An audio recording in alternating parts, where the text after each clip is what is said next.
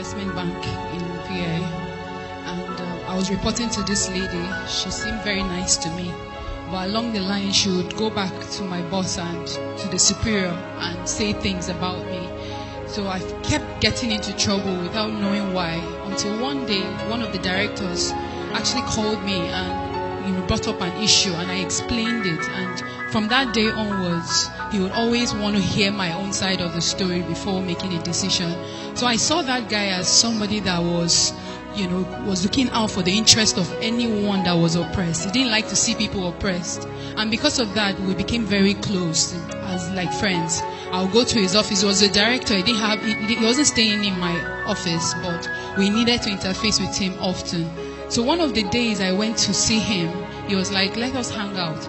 And I looked at it, hang out, what bad could come out of hanging out? I don't drink, I don't smoke. And, what bad could come out of it? So I obliged. He gave me an address somewhere in VI to come over. And I went there. I was new in Lagos at the time. I didn't really know so many places. So I went to the address and I realized it was his personal guest house. When I got there, I wasn't actually afraid. Nothing actually came to my mind. And we got there and we started gisting, and he was asking me about work and all that. And somewhere along the line, he tried to kiss me, and I was trying to be in the middle of being very rude and still, refusing.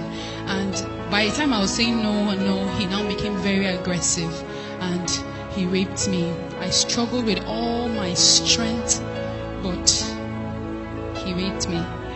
And going through that trauma, it was a very difficult moment for me, because just few years before that time, I was in a relationship from university, and we were engaged to be married. And because I had dwindled from my faith, I was born again when I got into the university. When I got into that relationship, I began to do the world standard of dating, one leg in the church and one leg, the standard of dating. So I had come to a point where I just kept feeling the grace of God leaving me.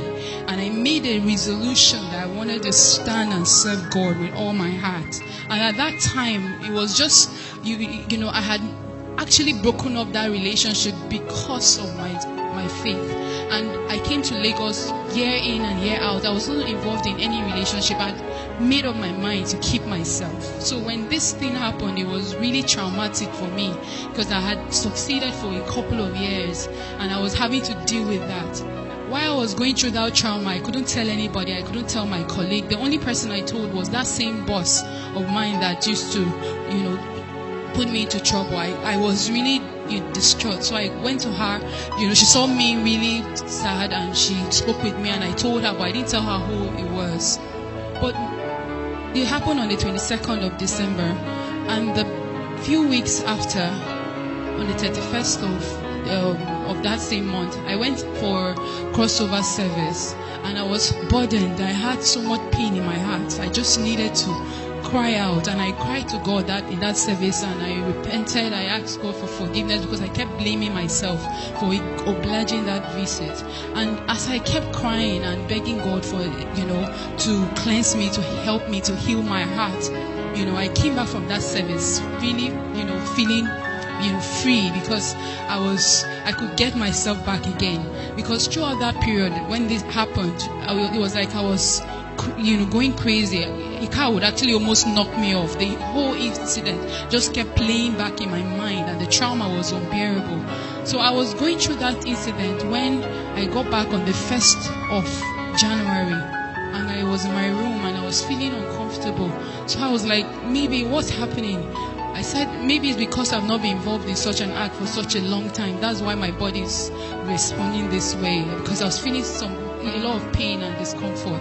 So I now walked down to the hospital, just a few streets away from my place, and the doctor did some tests. I told him what happened, and he did some tests. And he said, well, if it is what he's saying, it seems like I'm pregnant, but it's actually too early for him to dictate. So I may have to come back some few days after and check or do a scan. And I went back again, and they realized I was pregnant. And the trauma of it at that point, I thought the rape was bad, but this I never imagined it in my life, because when I was growing up, I remember I used to always tell myself, I said, Iveren, the day you ever try having an abortion, that's the day you die. And I was one of those names, those children they used to train other people's children. I was I'm not adventurous. I think I analyze my movement. I do everything as one that has wisdom. So at this point, not in my secondary school, my primary school, my university, now I'm working. This is the time that such a thing is happening to me. I was really, really down. And while I was thinking of what will happen, I was saying my parents will kill me. I was really, really down. And then he kept trying to talk to me. He kept trying to call me. I wasn't picking his call. One of the days he called the office, because he was just a director of the company, not a personal staff. He called the office and I had to talk to him because he went through the phone. And when he called me and I said Talimi, I broke out into tears and told him what the outcome of what had happened was. And he said I should come and see him. So I went to see him in his office, and I told him what it was, and he would just allow me cry and cry and cry, and then he'll say, oh my God, your parents are going to kill you. And then I will cry, I will scream out even more. The pain would aggravate me. It got me to a point where, when it got me to a point where I was really, really in so much pain. He now told me, well, there's a way out. I have a friend that can actually help you, and it will be our own little secret. Nobody will know. It will just be our little secret. And I thought about it. Nobody will actually know. My parents won't know. People that have known me all the years, they will not feel that I was pretending all this while. They would, it was just an easy way out. So I thought about it. He gave me an address to where, his friend would do the procedure. And I went to the hospital. Why I went to that hospital was, I remember on my way going there, I remember that word I used to say, the day you ever try doing this, that's the day you will die. I remembered it, and I asked God, I said, God, it's not my fault. It's not my fault. This thing happened to me. It was not my fault. Just forgive me. And I just said that, and, I went ahead. When I got there, the doctor, began the procedure, and at some point I was unconscious. I remember I just said, Lord, forgive me for what I'm about to do, and I became unconscious. And then in the seconds that followed, I died. I saw myself lying down in the same hospital, and I was lying down there, and I was standing, and I could see two of me standing. I couldn't understand, how can I be the same person standing and also be the same person lying down? While I was trying to understand two of me, I've been in this earth for a very long time. I've never seen myself in two places, and I was trying to understand it. In the seconds that followed, I got caught up in the air. And I started rejoicing. I said, oh, thank God, because I know heaven is up there. But as I was rejoicing, as I was heading up, the next day I started heading down again. We said heading down, it was a pit. The walls of that pit, it was gross darkness all over. It had a wall stretched out from the face of the deep. You could not see the end of it up, neither could you see the end of it down. And it had cell-like units, compartments, and it had a covering. You could see the kind of holes that time might make in the ground. That was what was covering the walls of those that cell.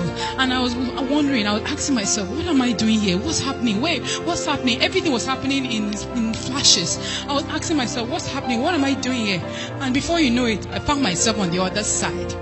And it was in that place I realized what was happening. The first thing I saw was a woman. That woman, she had been burning for 100 years, and she'll melt.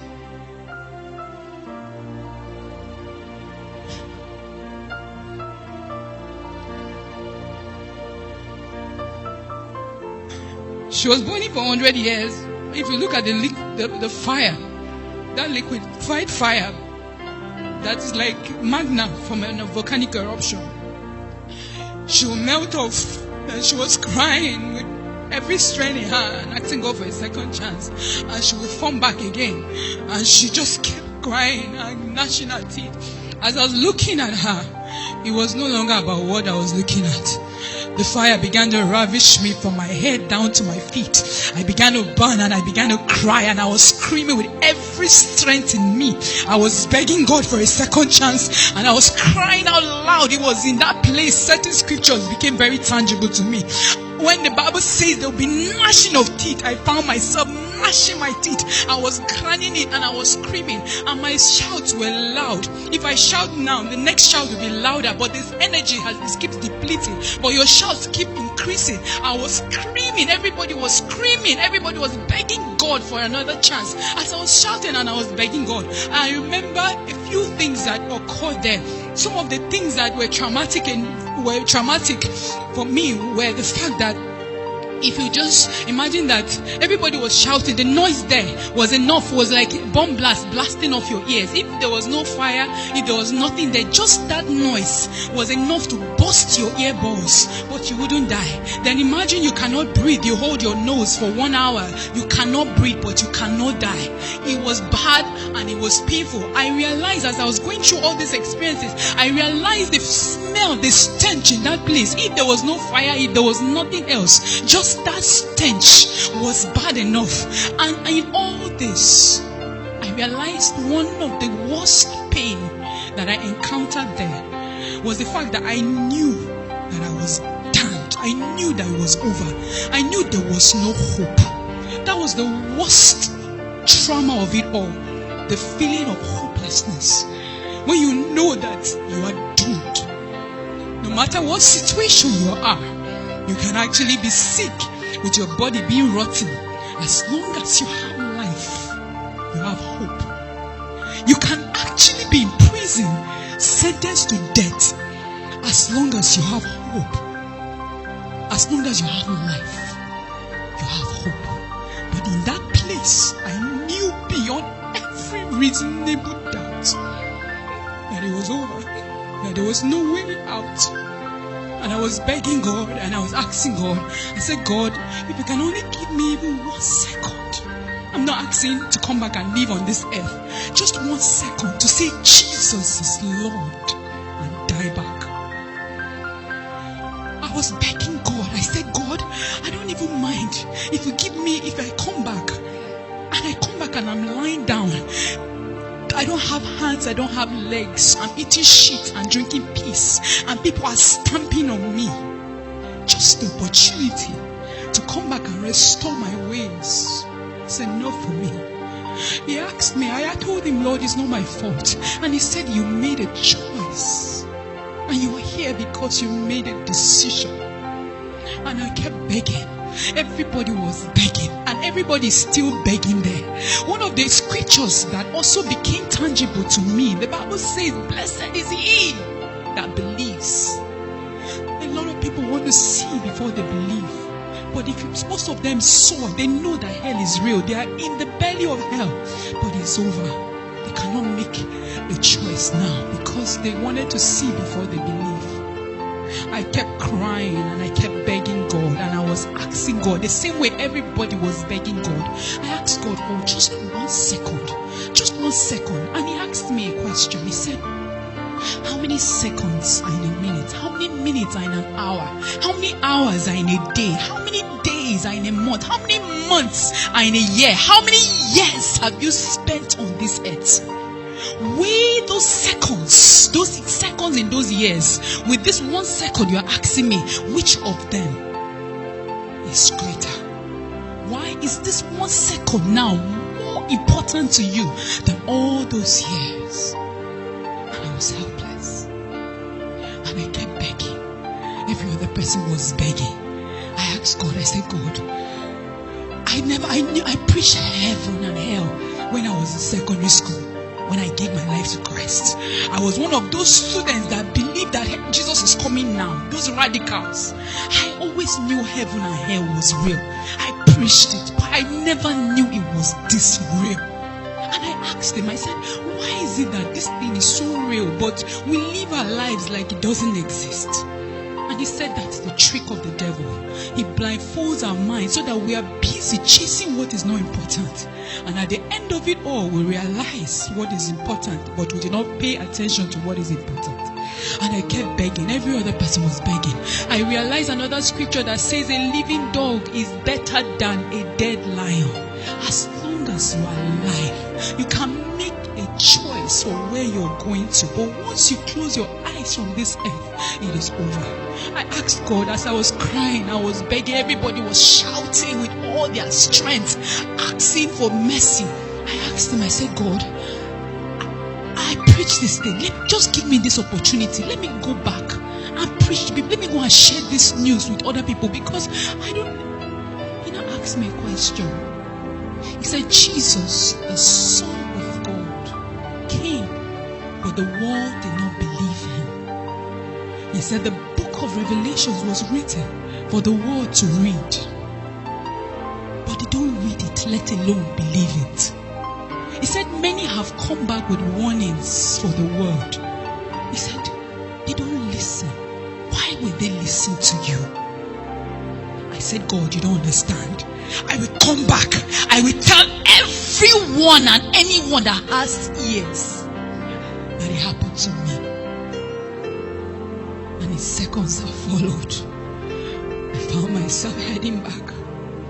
We got very close to where the hospital was. And then I woke up in my body. Fear gripped me for some days.